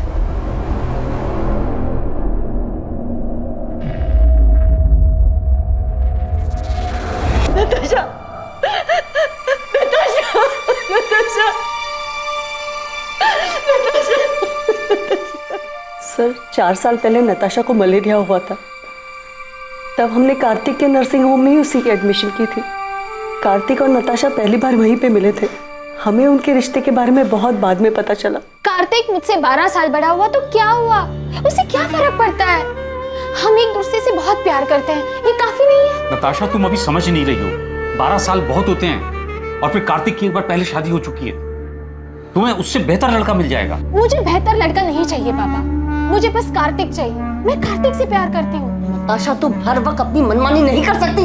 आखिर समाज में भी हमारी कुछ इज्जत है। पापा प्लीज एक बार सोच कर तो देखो, कार्तिक में क्या कमी है? कार्तिक अच्छा लड़का है, अच्छा कमाता है, डॉक्टर है, और सबसे बड़ी बात, वो मुझसे बहुत प्यार करता है। Can I interrupt sir? Sir, मैं आपसे वादा करता हूँ मैं नताशा का ख्याल रखूँ। आपको कोई शिकायत का मौका नहीं दूंगा। तुम्हारा पहले डाइवोर्स क्यों हुआ था? पापा, अब पुरानी बातें उठाने से क्या फायदा? कार्तिक आगे बढ़ चुका है अब मेरे साथ, और हम एक दूसरे के साथ बहुत खुश हैं। नताशा को हम दुखी नहीं देख सकते थे, इसलिए हमें उसकी जिद के आगे झुकना पड़ा। क्या आप लोगों को पता है कि कार्तिक की जिंदगी में नताशा के अलावा भी एक दूसरी औरत थी? क्या सर, ये क्या कह रहे हैं आप? जी हाँ, और पिछले कई महीनों से इसी बात को लेकर कार्तिक और नताशा के बीच झगड़ा हो रहा है। सर, मेरी नताशा से हर दूसरे दिन बात हुआ करती थी, उसने तो कभी ऐसा कुछ नहीं कहा। सर, नताशा और कार्तिक दोनों के कॉल रिकॉर्ड्स कल सुबह तक आ जाएंगे। प्रधान, जल्द से जल्द हमें कार्तिक तक पहुंचना होगा। पहले उसकी बीवी नताशा की डेड बॉडी हमें मिलती है, फिर पता चलता है कि उसके लाइफ में नताशा के अलावा दूसरी औरत भी, और इन सब के बीच ये कार्तिक कहाँ गायब हो गया पता नहीं। हो सकता है सर कार्तिक के कॉल रिकॉर्ड से हमें उस दूसरी औरत का पता चल जाए।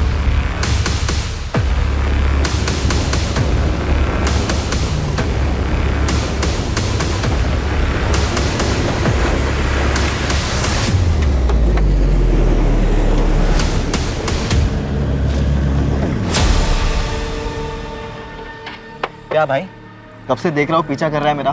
कौन है तू? अरे मेरा एक दोस्त है सतीश, मुझे लगा उसकी गाड़ी है। अबे कौन है सतीश? मैं किसी सतीश को नहीं जानता। पिछले 10 साल से ये गाड़ी मेरे पास है। ऐसे कैसे हो गया? नंबर तो वही है। अबे ये गाड़ी मेरी है, टाइम बर्बाद कर रहा है मेरा। चल निकल। फिर मुझसे ही गलती हुई होगी, नंबर गलत याद होगा, सॉरी। हाँ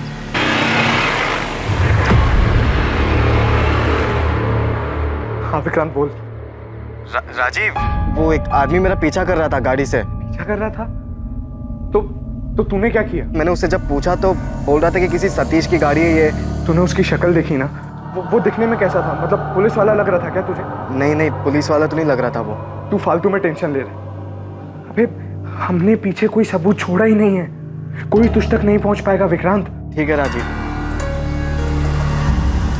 सर, कॉल रिकॉर्ड्स के हिसाब से नताशा रात को 10 बजे अपने घर वाले एरिया से बाहर निकली थी। फिर उसका फोन एक जगह से दूसरी जगह लगातार मूव होता रहा, और 1 घंटे बाद तकरीबन रात को 11 बजे उसका फोन स्विच ऑफ हो गया। उसके फोन पर लास्ट कॉल रात को 9:30 बजे था सर, 44756 इस नंबर से। मतलब कॉल आने के आधे घंटे बाद वो घर से निकली, जरूर कॉलर से मिलने गई। किसका नंबर है? ये नंबर भी स्विच ऑफ है सर, इसकी भी डिटेल्स निकलवा रहा हूँ। कार्तिक का कुछ पता चला? उसके कॉल रिकॉर्ड्स क्या कहते हैं? सर 10 अगस्त की रात को कार्तिक का फोन रात को 11:50 पर स्विच ऑफ हुआ था। उसका last location new Delhi airport है। मतलब मर्डर करके सीधा भागने का प्लान था। सर कार्तिक के कॉल रिकॉर्ड में 2 नंबर्स और मिले, एक है मोना सहगल का और दूसरा है डॉक्टर अभय सचदेवा का। कार्तिक ने फोन स्विच ऑफ करने से जस्ट पहले इस डॉक्टर अभय सचदेवा को कॉल किया था। ये अभय उसी के नर्सिंग होम में उसके साथ काम करता है। और ये मोना? ये भी कार्तिक के नर्सिंग होम में नर्स है सर। कार्तिक और मोना के बीच पिछले 3 महीनों से काफी बातें हो रही थी। कार्तिक का जिसके साथ अफेयर चल रहा है वो दूसरी औरत मोना ही है। पता नहीं इस मोना को पुलिस स्टेशन बुलाओ और तुम फिट एंड के नर्सिंग होम में जाकर डॉक्टर अभय से मिलो और कार्तिक के बारे में पता करो। नताशा का मर्डर हो गया? कब? कैसे? और कार्तिक, क्या उसे पता है? ये तो आप बेहतर बता सकते हैं। आप क्या कह रहे हैं सर? 10 अगस्त की रात को 10 से 12 के बीच नताशा का मर्डर होता है और उसी दौरान कार्तिक आपको कॉल करता है। काम हो गया? हाँ, हो गया। उसकी लास्ट लोकेशन एयरपोर्ट है और उसके बाद से उसका फोन स्विच ऑफ है। कहाँ छुपा हुआ है कार्तिक? सर कार्तिक सर मुंबई गए हैं मेडिकल कॉन्फ्रेंस के लिए। 10 तारीख की रात की उनकी फ्लाइट थी। मेडिकल कॉन्फ्रेंस के लिए गया तो फोन क्यों स्विच ऑफ? सर मुझे नहीं पता, बल्कि मैंने और अभय सर ने तो कई बार उनका नंबर ट्राई किया है। अच्छा, तुम्हारे और कार्तिक के बीच रिलेशन क्या है? वही सर जो एक डॉक्टर और नर्स के बीच में होता है। ये तुम दोनों के कॉल रिकॉर्ड। नर्सिंग होम में दिन भर काम करने के बाद हर रात इतनी देर किस बात पर डिस्कशन करते हो तुम दोनों? नताशा को मारने का प्लान तुम दोनों ने मिलकर बनाया था? नहीं सर, ऐसी कोई बात नहीं है। ऐसे कैसे कोई बात नहीं है डॉक्टर अभय? कार्तिक ने उस रात को लास्ट कॉल आपको ही किया था। कि वो नर्सिंग होम की सप्लाईज के बारे में बात करनी थी। क्या बात करनी थी? कंसाइनमेंट डिले हो गया था ना, उस बारे में। किस चीज का कंसाइनमेंट? कहाँ से आने वाला था और कब आने वाला था? जी वो डॉक्टर अभय, आप झूठ बोल रहे हैं। अभी आप हमें सीधी तरह से बताइए कि कार्तिक ने नताशा के मर्डर के बारे में आपको क्या बोला? आप गलत समझ रहे हैं सर। मैं आपको सब सच सच बताता हूँ। हमारे हॉस्पिटल की एक नर्स ने एक पेशेंट को गलत दवाई दे दी थी, जिस वजह से उसकी कंडीशन बहुत सीरियस हो सकती थी। वो तो फॉर्चुनेटली टाइम पे पता चल गया और सब संभल गए। सर यही चेक करने, कंफर्म करने के लिए कार्तिक ने मुझे कॉल किया था। तो मतलब मर्डर के साथ साथ आप लोग मेडिकल नेग्लिजेंसी को भी कवर अप करते हैं? हाँ सर, मैं मानती हूँ कि मेरा और कार्तिक का अफेयर है, लेकिन नताशा के मर्डर के बारे में मुझे कुछ भी नहीं पता। तो मर्डर वाली रात तुम दोनों साथ में क्या कर रहे थे? तुम दोनों की सेल लोकेशन से साफ पता चलता है कि मर्डर वाली रात तुम दोनों रात 9 बजे से लेकर 11 बजे तक साथ में थे। एक्चुअली हम लोग ब्लू मून होटल में थे। लेकिन नताशा को हमारी फोटोज कहाँ से मिली? यही तो मेरी समझ में भी नहीं। धमकी भी दे रखी है मुझे, तो मुझे बर्बाद कर देगी। तो अब आगे क्या करना है? इससे पहले कि नताशा नाम का सरदर्द नासुर बने, मुझे इसका जड़ से इलाज करना होगा। तो नताशा से छुटकारा पाने के लिए कार्तिक ने नताशा को रास्ते से ही हटा दिया? सर उस रात मैं और कार्तिक साथ में ड्रिंक कर रहे थे। नताशा ने जीना मुश्किल कर दिया। हर रोज नए ड्रामे करती है। आज तो पता नहीं कहाँ से उसे मेरे और मोना के फोटोज हाथ लगे। लेकिन उसके पास फोटोग्राफ्स आए कहाँ से? पता नहीं यार कहाँ से मिले। लेकिन अब इस बात का परमानेंट सॉल्यूशन ढूंढना है। मतलब कार्तिक ने नताशा को मारने की बात की थी? सर मुझे नहीं पता कि कार्तिक ने ऐसा क्यों कहा, उसके कहने का क्या मतलब था, लेकिन मैं कार्तिक को अच्छे से जानती हूँ। वो ऐसा बिल्कुल भी नहीं कर सकता। सर हमने हमारे रिलेशन को सीक्रेट रखा था। अगर किसी को ये बात पता थी तो वो बस डॉक्टर अभय है। तो क्या वो पिक्चर्स डॉक्टर अभय ने नताशा को भेजी? नहीं सर, भला मैं क्यों नताशा को कार्तिक और मोना के पिक्चर्स दूंगा? वो पहले इतना परेशान था। रही बात नताशा के मर्डर की, तो सर मुझे नहीं लगता कार्तिक ऐसा कुछ करेगा। कार्तिक मुंबई में जिस मेडिकल कॉन्फ्रेंस के लिए गया है, वहाँ किसी को बोल के उससे बात कर सकते हैं आप? सर कार्तिक का पता चल गया है, वो अभी मुंबई में ही है। बात हो गई है उससे। वो यहाँ गुरुग्राम के लिए निकल रहा है। कार्तिक को तो पता ही नहीं है कि उसकी वाइफ नताशा का मर्डर हो चुका है। जब उसको बताया काफी चौंक गया था। क्या वाकई में कार्तिक सच बोल रहा था? क्या वाकई उसे नताशा की मर्डर की कोई खबर नहीं थी? और अगर कार्तिक को इस बारे में कुछ पता नहीं था तो उसने पिछले 2 दिन से अपना फोन क्यों ऑफ कर रखा था? या फिर यह हत्या कार्तिक की तरफ से एक परफेक्ट मर्डर था, जिसमें हत्या के वक्त उसका गुरुग्राम से बाहर मुंबई में होना सिर्फ उसकी प्लानिंग का एक हिस्सा था ताकि वो आरोपों से बच सके? इन सारे सवालों के जवाब पुलिस को सिर्फ कार्तिक से मिल सकते थे। कितनी बार बताऊं सर, मैंने फोन स्विच ऑफ नहीं किया था। मोना से मिलने के बाद मैं कैब लेकर एयरपोर्ट के लिए निकला था और गलती से फोन कैब में छूट गया। नताशा से पहले भी तुम्हारी एक शादी हुई थी, वो बीवी कहाँ है? उसकी डेथ हो चुकी है। उसी के बाद मैंने नताशा के साथ शादी की। नताशा के माँ बाप को झूठ क्यों बोला था कि तुम्हारा डिवोर्स हुआ है? मैंने झूठ नहीं बोला, नताशा ने बोला था। वो क्यों झूठ बोले? मैं कैसे बता सकता हूँ? 10 अगस्त की रात जब तुम तुम्हारे दोस्त अभय के साथ ड्रिंक कर रहे थे, तब तुमने कहा था कि नताशा का परमानेंट सॉल्यूशन ढूंढना है। अब इस बात का परमानेंट सॉल्यूशन ढूंढना होगा। और यही बात तुमने मोना से भी कही थी मर्डर वाली रात। इससे पहले कि नताशा नाम का सरदर्द नासुर बने, मुझे इसका जड़ से इलाज करना। मेरे कहने का मतलब ये नहीं था सर, मैं डिवोर्स की बात कर रहा था।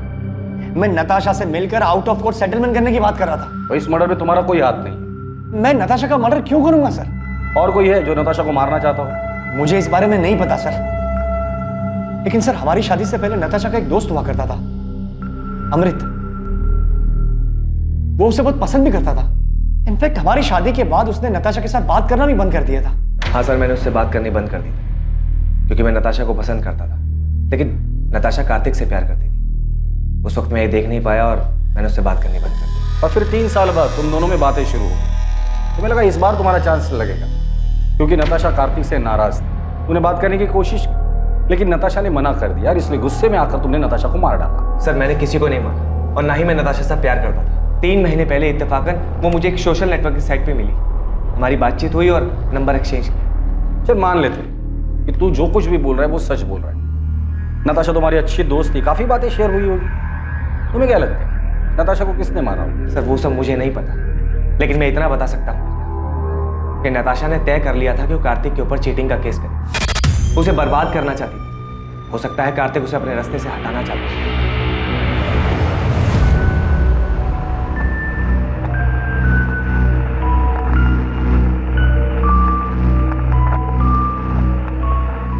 ये कार्तिक तो हमारे साथ गेम खेल रहा है। मतलब? इसने हमसे कहा था कि इसकी एक्स वाइफ की डेथ हो चुकी है। तो क्या वो जिंदा है? वो जिंदा ही नहीं है सर, वो नताशा के क्रिमेशन में भी आई थी। कार्तिक ने हमसे ये क्यों कहा कि उसके एक्स वाइफ की डेथ हो चुकी है? मुझे नहीं पता।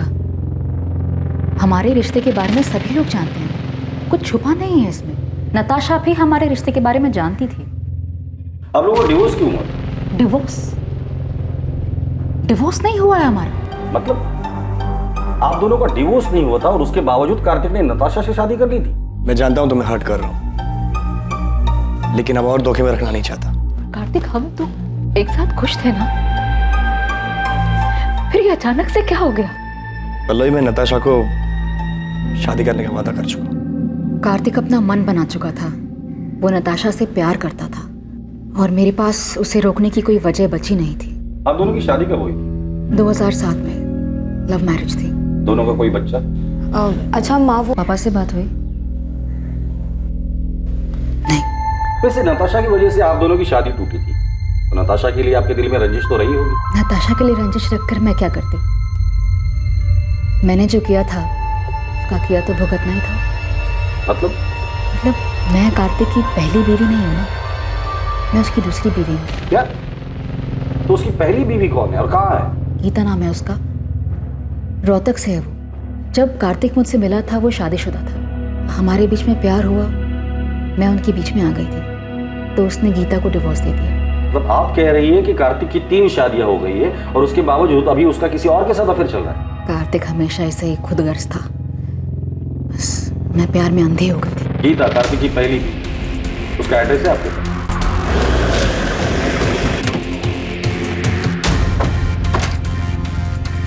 जगदीश अग्रवाल।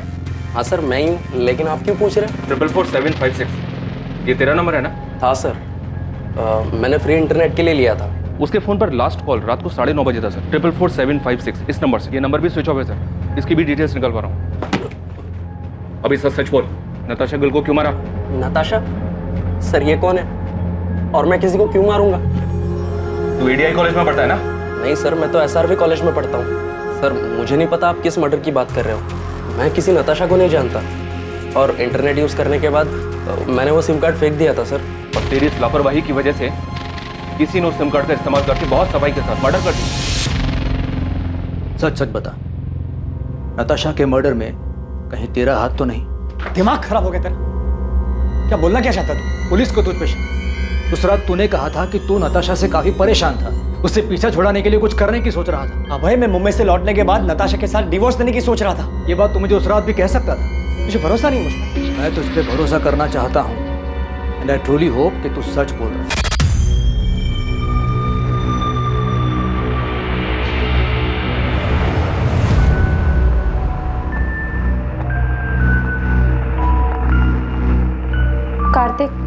पुलिस को अब भी तुम पर शक है क्या?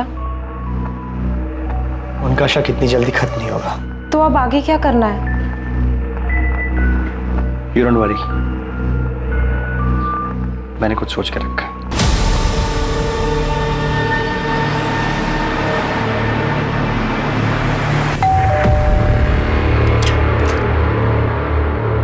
गीता कक्कड़ जी।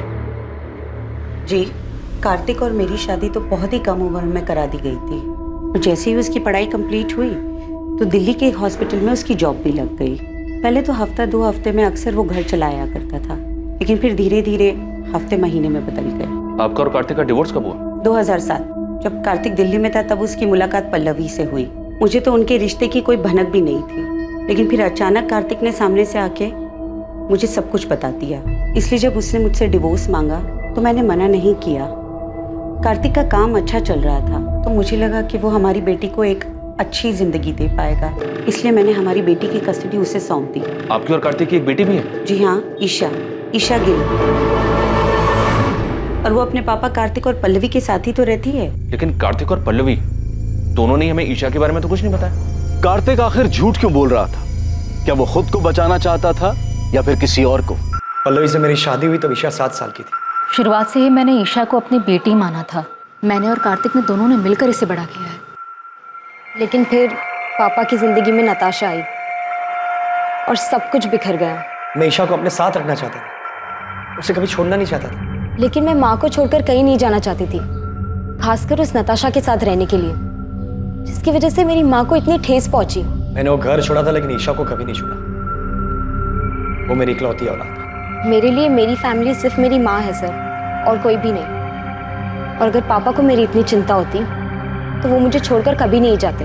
कार्तिक, पल्लवी और ईशा तीनों से बात करके सिर्फ फैमिली ड्रामा सामने आ रहा है। अभी तक हमारे पास किसी के खिलाफ कोई सबूत भी नहीं है और ना ही कोई वजह। सर, कार्तिक के कॉल रिकॉर्ड्स के हिसाब से भी उसकी और नताशा की लोकेशंस अलग अलग है। मैंने पल्लवी और ईशा के कॉल रिकॉर्ड्स भी स्टडी की। इंसिडेंट के वक्त ये दोनों घर पर ही थे। इनके अलावा डॉक्टर अभय, नताशा का फ्रेंड अमृत और नर्स मोना, इनके खिलाफ भी कुछ नहीं मिला। तो प्रधान, नताशा को मारा किसने?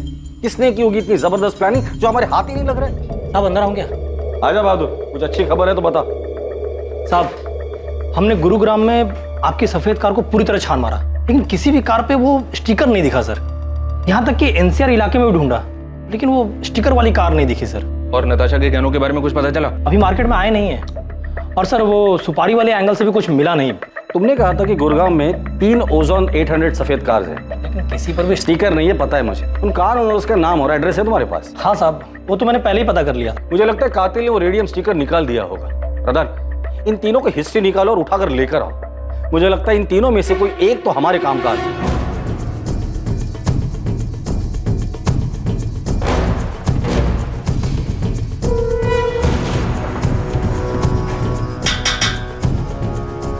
क्या हुआ सर? विक्रांत मेरा बेटा है। कहाँ है? वो तो गैरेज में गया है काम करने। विक्रांत जहाँ काम करता है वहाँ का एड्रेस दीजिए। सब क्या हुआ है मुझे?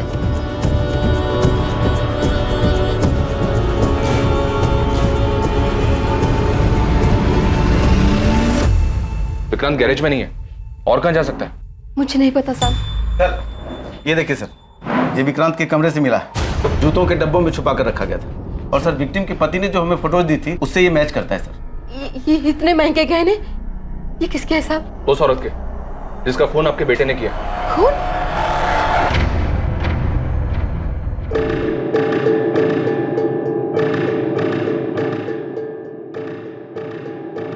हाँ विक्रांत बोल। राजीव, अबे पुलिस मेरे घर तक पहुंच गई। तूने तो कहा था कि कुछ भी नहीं होगा। क्या बोल रहा है विक्रांत तू? अबे सच बोल रहा हूँ, बाल बाल बच गया मैं। तू अभी कहाँ पर है? एमडी नगर के वो पीछे वाली रोड पे गाड़ी में बैठा हूँ। राजीव, मुझे लगता है कि हमें पुलिस को सब सच सच बता ही देना चाहिए। तू 2-4 दिन के लिए गुरुग्राम से बाहर चले जा, है ना? तब तक मैं कोई प्लान बना लूंगा।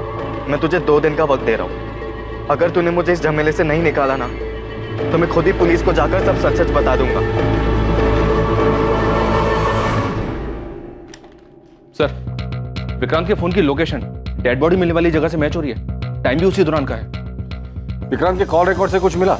विक्रांत जिस नंबर पे रेगुलर टच में था उन सारे नंबर्स की डिटेल्स निकलवा रहा हूँ सर। और वो मनोहर जिसने डेड बॉडी को गाड़ी से उतारते हुए देखा था, उसने बताया था 2 आदमी थे। एक तो ये विक्रांति है दूसरे आदमी का पता लगाना बाकी है। विक्रांत का कुछ पता चला? विक्रांत के घर पे कांस्टेबल्स लगा दिए सर। विक्रांत और उसकी माँ का फोन ट्रैक कर रहे हैं। साहब, वो विक्रांत का पता चल गया साहब। मुझे क्या लगा था गाड़ी धोने से सबूत धुल जाएंगे। फिर सफेद ओजोन 800 हमने फॉरेंसिक में भेज दिए, जिसमें नताशा के खून के ट्रेस मिल ही जाएंगे। इसलिए कोई भी कहानी सुनाने के बारे में सोचना भी मत। सीधे सीधे बता दे नताशा को क्यों मारा। सर मैंने उसको नहीं मारा, मैं तो उसका नाम तक नहीं जानता था। सर वो मेरा बचपन का दोस्त राजीव 9 तारीख को मुझसे मेरी गाड़ी लेकर गया था और फिर 10 तारीख की रात को उसने मुझे कॉल किया किसी पीसीओ से और मोहल्ले के बाहर बुलाया मिलने के लिए। सर मैं फंस गया था, इसलिए मुझे उसके साथ जाना पड़ा क्योंकि मेरी गाड़ी उसके साथ थी। मैं उस औरत को नहीं जानता था सर, सच बता रहा हूँ। क्या हो गया राजीव? तेरा फोन क्या, तूने मुझे लैंडलाइन से क्यों कॉल किया था? तू अंदर आ, मैं सब बताता हूँ।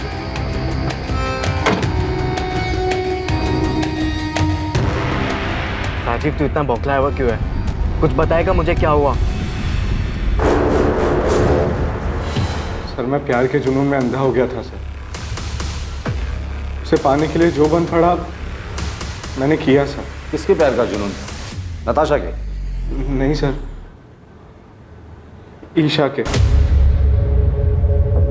ईशा के लिए तूने नताशा को मार दिया? हाँ सर। तो ईशा ने तुम्हें कहा था नताशा को मारने के लिए? नहीं सर, उसकी माँ पल्लवी ने कहा था सर।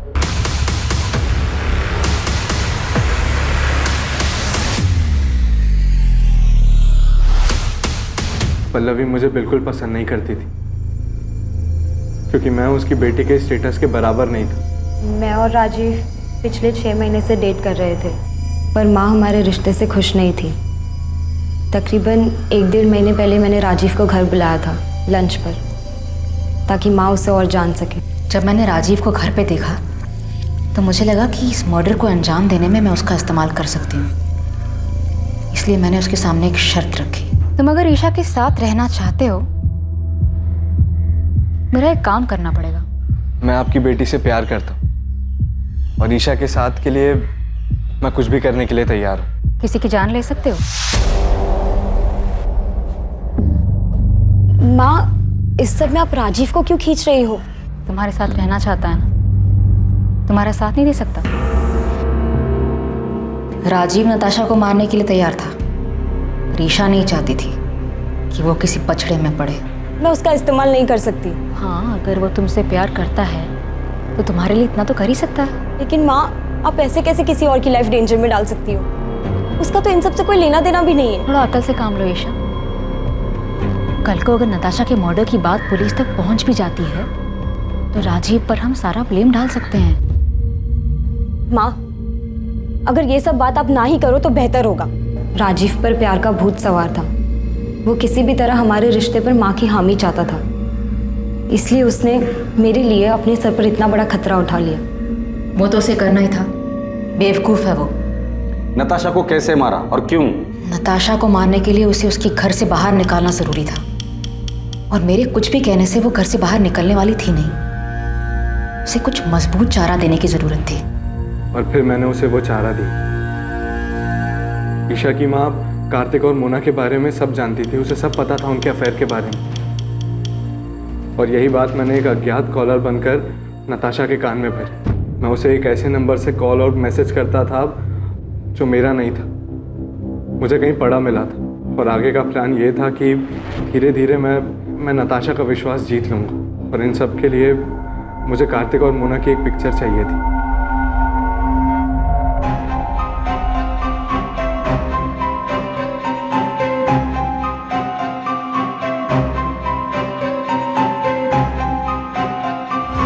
प्लान के मुताबिक 10 अगस्त को राजीव ने वो फोटोज उसे दिखाए। मुझे पता था नताशा वो फोटोज देखकर बहुत अपसेट होगी। फिर रात 9:30 बजे मैंने नताशा को कॉल कर मिलने बुलाया। मैंने कहा कि मुझे पता है कार्तिक कहाँ है और किसके साथ है और 1 लाख रुपए के बदले में मैं उसे वहाँ ले जा सकता हूँ। और नताशा कार्तिक को रंगे हाथों पकड़ना चाहती थी। वो तुरंत राजी हो गई। फिर थोड़ी देर बाद ही मैंने नताशा को मार्केट रोड के चौराहे से पिक किया। कहाँ है कार्तिक? किसके साथ है? मैं आपको वहीं लेके जा रहा हूँ। आप पैसे लाए हो? हाँ, पूरे 1 लाख है, पर काम हो जाने के बाद। ये कहाँ लेके आ गए हो तुम मुझे? यहाँ जंगल के बीच में तुमने गाड़ी क्यों रोक दी? बस 1 मिनट। पल्लवी, ईशा, तुम दोनों यहाँ पे क्या कर रहे हो? क्राइम कैसे हुआ ये तो आपने हमें बता दिया, पर एक सवाल अब भी बाकी है पल्लवी जी। क्यों? वजह क्या थी नताशा को मारने की? कार्तिक मेरा था, कानूनी तौर से भी और मन से भी। वो मेरा पति था और नताशा ने उसे मुझसे छीन लिया था, इसलिए मुझे उसको अपने रास्ते से हटाना था। लेकिन आप दोनों तो बहुत साल पहले अलग हुए थे, तो फिर क्यों? क्योंकि मैं कार्तिक को बहुत अच्छी तरह से जानती हूँ। शादी के दौरान भी उसके कई सारे अफेयर्स हुए, पर हर बार वो मेरे पास लौट कर आया था। और नताशा आने के बाद वो लौट कर नहीं आया? हाँ, पता नहीं उसने क्या जादू कर दिया था। जब पहली बार मुझे कार्तिक ने बताया नताशा के बारे में कि वो उसे शादी करना चाहता है, तो मैंने उसकी बात मानी नहीं। कि मुझे तब भी उम्मीद थी कि वो मेरे पास वापस लौट कर आएगा, पर उसने शादी की और तब मुझे बहुत बड़ा धक्का लगा। माँ इस बात को मान ही नहीं रही थी कि पापा ने शादी कर ली। उन दिनों इन्हें संभालना बहुत मुश्किल हो गया था, जैसे इन्होंने अपना संतुलन ही खो दिया हो। और इन सब के जिम्मेदार मेरे पापा थे, इसलिए मैं उनसे आज भी उतनी ही नफरत करती। धीरे धीरे सब ठीक होने लगा था, माँ की तबीयत भी संभलने लगी थी, पर कार्तिक गिल को हमारी खुशियां कहाँ मंजूर थी। कार्तिक, इतनी देर रात तुम यहाँ क्या कर रहे हो? पल्लवी, मैं तुमसे सॉरी। सॉरी पल्लवी। अंदर आराम से, आराम से। क्या हालत बना रखी है तुमने? Miss you Pallavi, I miss you. क्या कह रहे हो तुम ये? सच बोलो, मेरी जिंदगी में तुम्हारी जगह और कोई नहीं ले सकता। इतने सालों बाद अब तुम्हें मेरी याद आई है? तुम ही तो गए थे ना मुझे छोड़कर। गलती हो गई मुझसे, मैं देखो आज वापस भी तो आया हूँ। आज मेरे पास सब कुछ, नताशा, मोना, फिर भी मैं बहुत अकेला हूँ। I love you, I love you। Kartik के साथ वो रात गुजारने के बाद मेरी समझ में आ गया था कि कार्तिक अब भी मुझसे प्यार करता है और नताशा ही हमारे रास्ते का कांटा थी। इसलिए नताशा को रास्ते से हटाने का प्लान तुमने बना लिया और उसमें ईशा को भी शामिल कर लिया। क्या माँ, आपको समझ भी रहा है आप क्या सोच रही हो? तुम नहीं समझ रही हो मैं क्या बोल रही हूँ। नताशा के जाने के बाद सब कुछ पहले जैसा हो जाएगा। हम सब लोग खुशी खुशी रहने लग जाएंगे। तुम्हारे पापा भी हमारे साथ रहेंगे। माँ प्लीज संभालो खुद को और मेरी बात को समझो। ये सब करने का कोई फायदा नहीं होगा माँ, पापा लौटकर नहीं आने वाले। प्लीज मेरी मदद करो। मैं अपनी माँ की तरह सपनों में नहीं जीती। मैं जानती थी ऐसा कुछ नहीं होगा। पापा की फितरत बदलने वाली नहीं थी। जब तुम्हें ये सब कुछ पता था तो माँ का साथ क्यों दिया? क्योंकि ये मेरी माँ है। बचपन से सिर्फ इन्होंने ही मुझे प्यार दिया है। मेरे अपने माँ बाप तक को मेरी कोई फिक्र नहीं है। इन्होंने कभी मुझे अकेला नहीं छोड़ा। और जहाँ तक बात नताशा की थी, तो मेरी माँ की हालत की जिम्मेदार वही है। उसी ने हमारा घर तोड़ा था। सच कहूं, उसे मारने का मुझे कोई गम नहीं।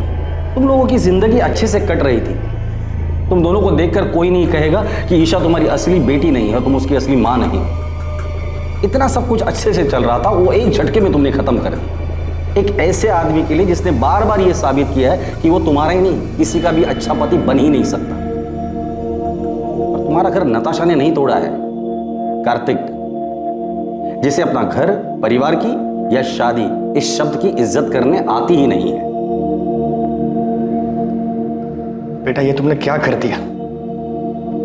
क्यों किया ऐसा? नताशा ने तुम लोगों का क्या बिगाड़ा था? नताशा ने नहीं, आपने बिगाड़ा। शौक क्यों हो रहे हैं? शादी और रिश्तों का मजाक बनाना तो आपकी आदत है ना।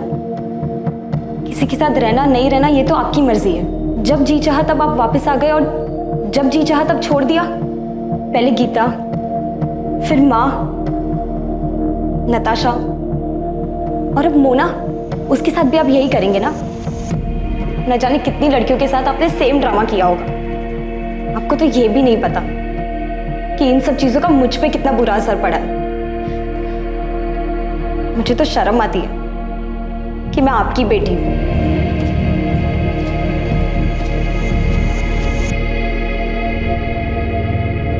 पल्लवी गिल, उसकी बेटी ईशा गिल और ईशा के बॉयफ्रेंड राजीव वालिया को नताशा की हत्या के आरोप में आईपीसी की धारा 302 और सबूत मिटाने के लिए आईपीसी की धारा 201 के तहत बुक किया गया है। राजीव का फ्रेंड विक्रांत मेहता, जो कि अपराध में इस्तेमाल हुई कार का मालिक था, उस पर आईपीसी की धारा 201 के तहत आरोप लगा है। पल्लवी हर हाल में कार्तिक को पाना चाहती थी, जिसके लिए उसने बिना कुछ सोचे समझे नताशा की हत्या कर दी। पल्लवी भावनात्मक रूप से उस हद तक पहुंच गई थी जहां तर्क और समझदारी बेकार लगने लगे थे, जहां पल्लवी को अपराध ही एकमात्र जरिया दिखाई दे रहा था और उसने इस जुर्म में ईशा को भी भागीदार बना लिया। बेशक पल्लवी गलत थी, लेकिन वो अकेली गलत नहीं थी। अगर ईशा चाहती तो अपनी मां को समझाकर इस जुर्म को होने से रोक सकती थी, लेकिन उसने भी अपने अंदर की कड़वाहट के कारण समझदारी, लॉजिक और कॉमन सेंस को दरकिनार कर दिया। भावनात्मक रूप से उथल पुथल होने के वक्त लिया गया हर फैसला इसमें शामिल लोगों के लिए हमेशा तबाही लाने वाला ही होता है। फिर मुलाकात होगी एक और नए केस के साथ। देखते रहें क्राइम पेट्रोल सतर्क, सोमवार से शुक्रवार रात 11 बजे। और याद रखें, क्राइम और आपके बीच में सिर्फ इतना फर्क है कि आप कितने सतर्क हैं। सतर्क रहें, सुरक्षित रहें। जय हिंद। इस तरह के और भी एपिसोड देखने के लिए हमारे चैनल को सब्सक्राइब करें और बेल आइकन दबाना ना भूलें।